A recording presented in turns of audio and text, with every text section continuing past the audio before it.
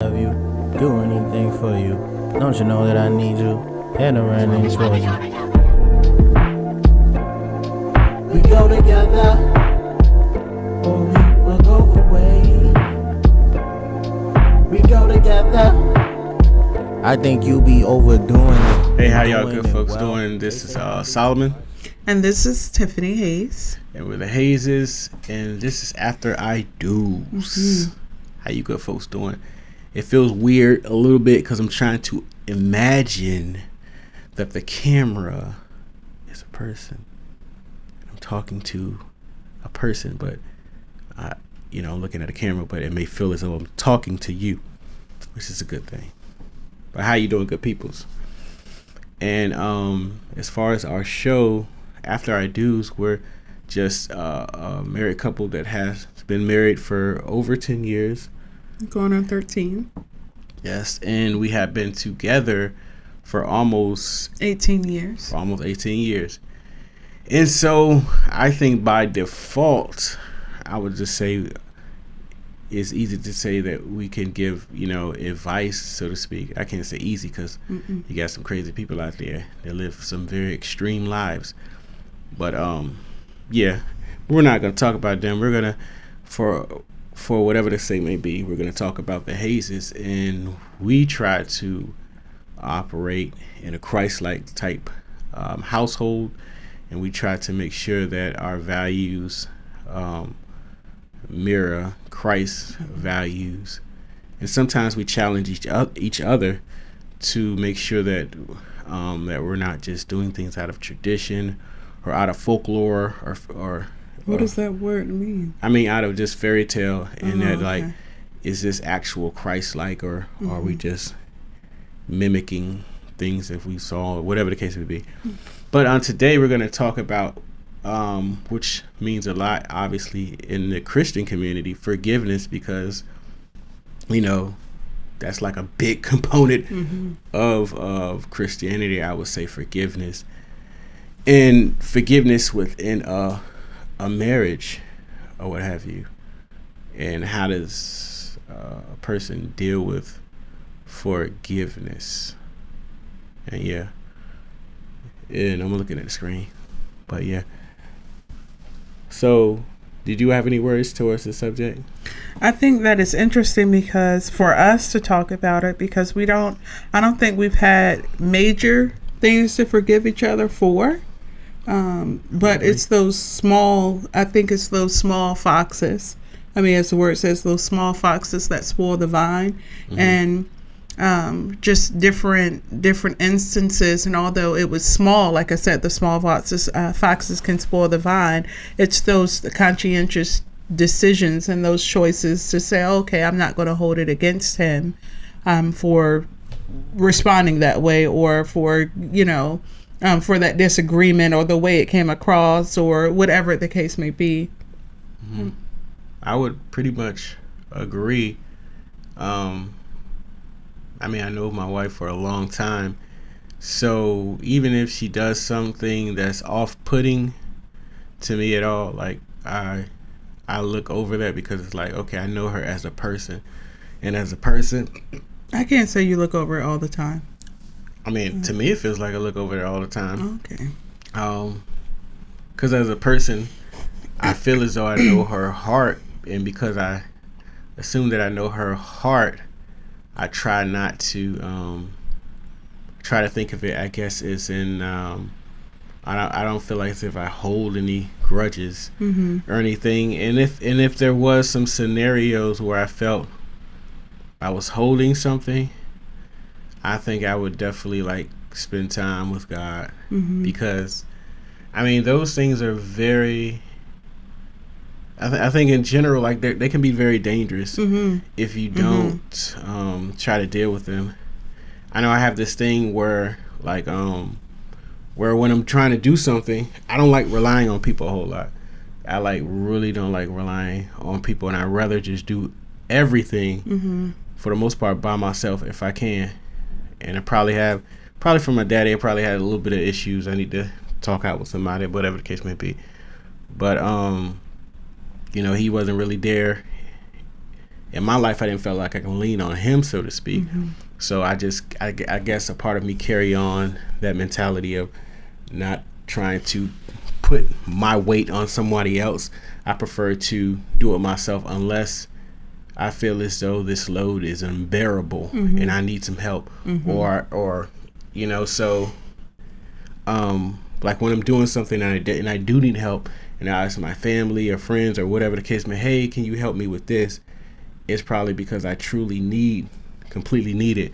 And so if I ask somebody for help in regards to something, because my expectations are very low on people helping me, I may get an attitude if somebody doesn't want to help or whatever. And most of the time I feel as if you don't want to help, then I don't want your help. And I say all that to say, this weekend I had to make a choice to forgive my son. I would say my son. He was getting on my nerves a little bit because I was trying to do something, and he didn't. I feel as though he didn't want to help. Now, granted, I understand he's the only child, and so we probably, just probably only child thing or whatever the case may be. And after I was done doing everything, and I was editing different things, I was feeling that, like, a little bit of anger, looking at different shots and looking at different things, because I can tell when my son don't want to do something, it's all written on his face sometimes. And I'm like, man, you messing up some shots, because I was trying to do a commercial, a family Christmas You commercial. weren't trying, you did. Well, I was doing a family Christmas commercial and everything like that. But right when I felt myself getting heated up and putting a label and demonizing or over exaggerating the actions of my son, I said, God, you need to pull this out of my heart right now, because if not, I'm gonna have this mentality on my son about things or whatever. And so I had to choose to make a choice to let it go and push that anger away about the situation or himself. Because if not, sometimes I think when you have unforgiveness, first thing you do is you over exaggerate the personality and the character of a person, and you're not seeing through a true honest lens. You're seeing through an over exaggerated lens of something when you choose to have that unforgiveness in your heart. And you can't see, like I said, through an honest lens. So if you can't see, if you feel that anger, whatever, rising up in you, I think that's like the time, like right then and there, just take care of it, because you're as closest that you can be to truth. You know what I mean? What do you mean? You're closest in regards that you're seeing that the actions of that person has offended you, and they're in something, and they're causing something inside you to change. And right then and there, you can see, okay, it has the actions for whatever reason has angered me, and I can choose to take it to God and let it go, or if not, then that feeling, that emotion will grow, and it'll warp how you seeing things, and you can't see that person for who they truly are. You're seeing it through a warped lens, right? Because you have allowed those tentacles, that thing, to grow over areas, and you can't see the goodness and the beauty of that person. Yeah, I would agree. I think that it's important for us. I like the way that let me back up. I like the way that you said we're closest to truth at that moment, when our emotions are aroused and all of those different things.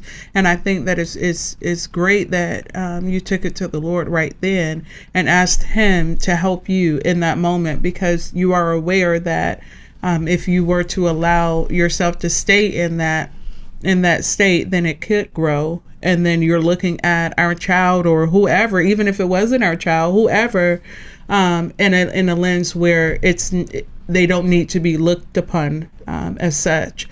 And I think that that's a perfect time for the enemy to really exaggerate what happened, because then we are looking inward instead of looking at it from a perspective where let me separate myself from the situation and look at it from a holistic viewpoint versus being in it and looking at it out of the lens of how I'm feeling. You know what I mean? And so when you brought in the Lord, i.e. a third party, it allows you a third party that is powerful enough to soothe what's going on and still minister to you in the midst of that. So I think that was phenomenal. But I think that is something that we have to remind ourselves often about, because I think that when someone does us wrong or we're offended or whatever, we're looking at the other person in reference to what they did to us, and not looking at it from the aspect of why is it offending me? What exactly happened for me to have my emotions, for it to afflict my emotions or to wake up those different emotions in me versus, oh, it's your fault. You know what I mean? I think unforgiveness is always connected to some kind of pain and some hurt. And I think as a father, and as a person that typically doesn't try to I don't want to be a burden, so to speak. And I hate that word because my mother uses that word a whole lot. And I don't like when she uses it, because I don't want anybody to feel as though they're a burden to anyone. But maybe that's something that carried on to me too. I don't like to feel like I'm a burden to anyway, because a lot of times I try to do stuff by myself, whether it's business or whether it's anything. As much as I can, I'm trying to take hold of every aspect of things that I can, wear as many hats as I can. And when I'm I guess completely just exhausted of hats and hands that I can wear and put on, I say, hey, Tiffany, hey, you think you help me with this? Or hey, you think, because and I'm asking because, there's no way possible I can do it by myself. But in general, I think, so in my head, automatically it probably went to,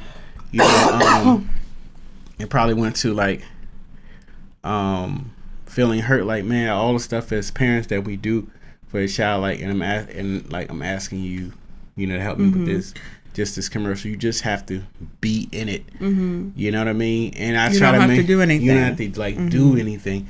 Just be in it, or whatever the case may be. So I would think it had hurt me, but like I said, I thought about the fact that I know there's a lot of parents out there that have children and they don't like their children. Let's be honest.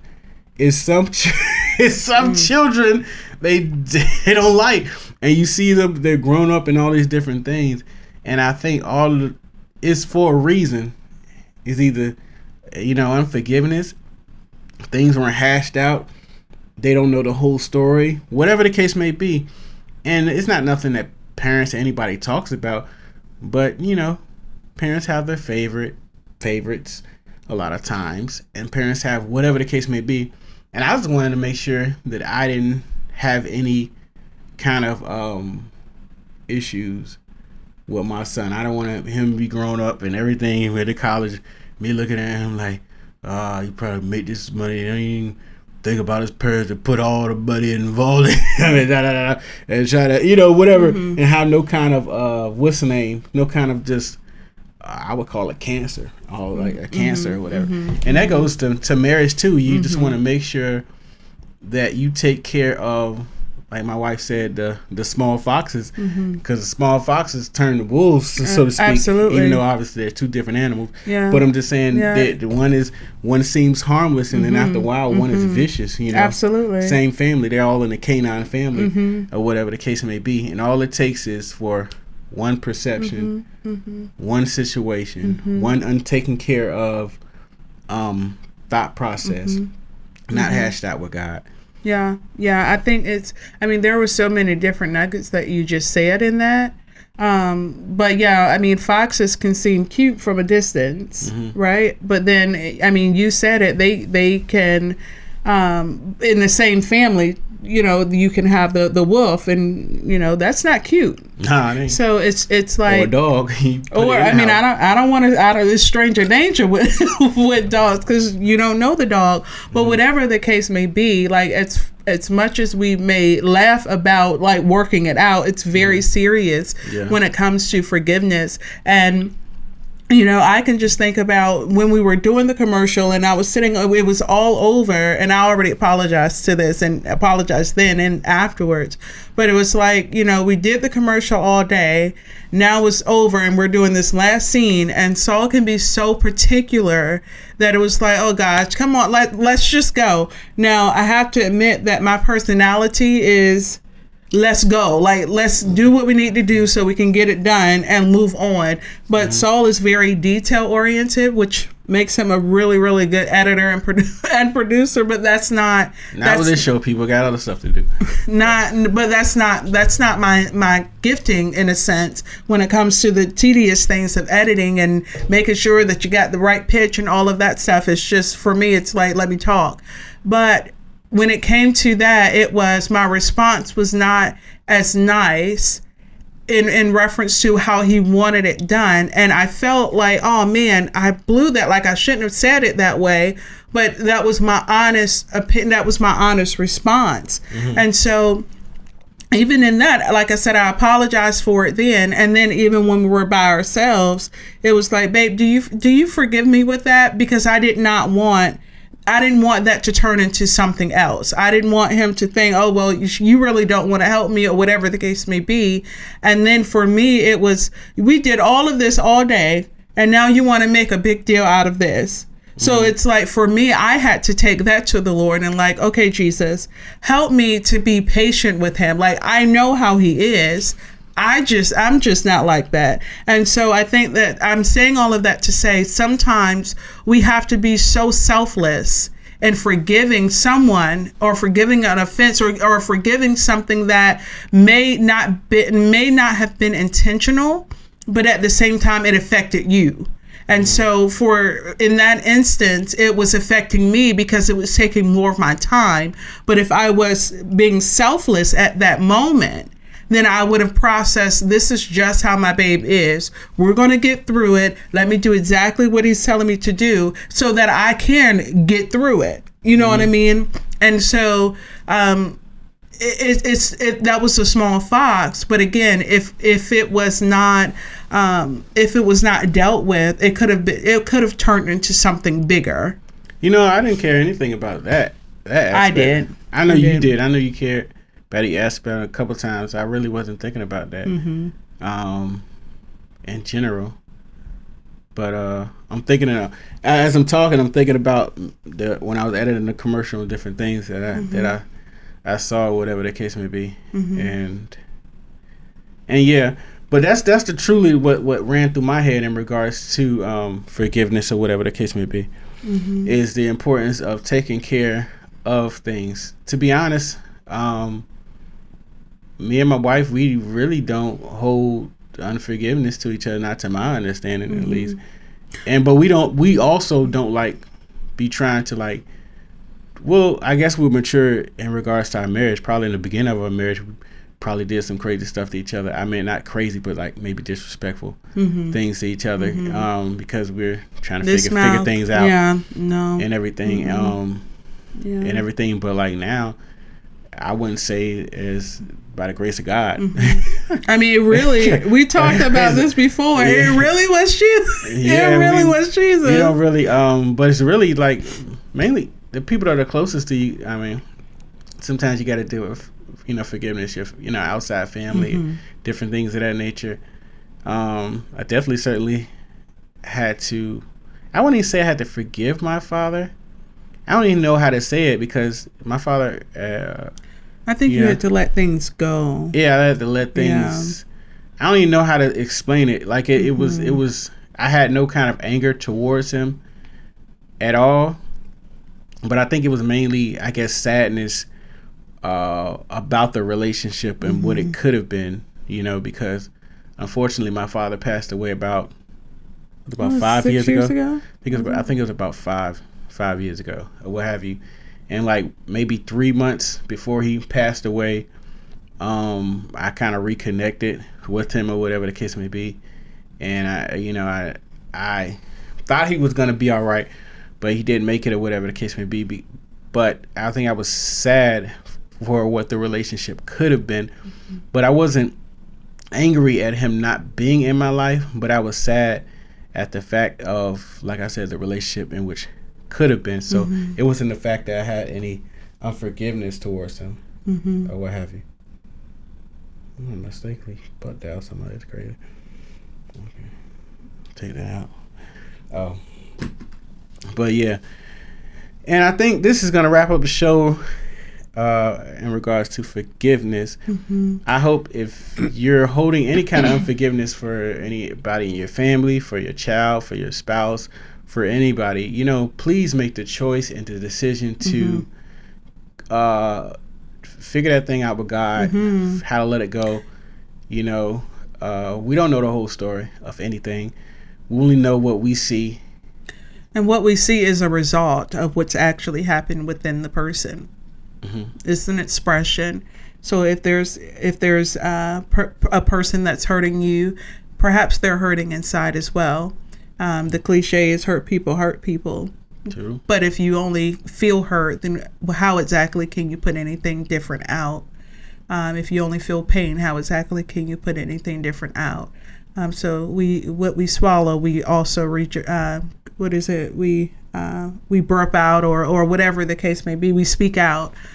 So just take it, and extend the same grace that you would want someone to extend to you, because no one is perfect. True. And everyone is can rub each other the wrong way, but it is how we deal with the rub that makes the difference. Either we're going to be a better person or we're not. All right, good people. This is After I Do's, and you with the Hazes. And however you're watching this, please share with those who you may think need this podcast or this, whatever you want to call it, video or what have you. And yeah, good people. See y'all guys on the flip. Bye. We go together.